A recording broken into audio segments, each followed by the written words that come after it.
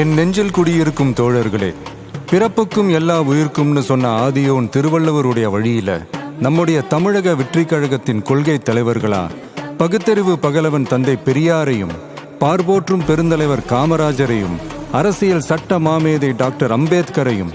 வீர தமிழ் மங்கை வேலு நாச்சியாரையும்,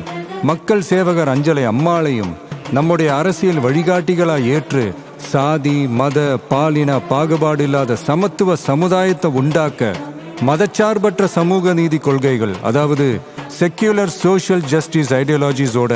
நம்ம தமிழக வெற்றி கழகத்தின் வழியா உங்களுக்காக உழைக்கணும்னு நான் வரேன்.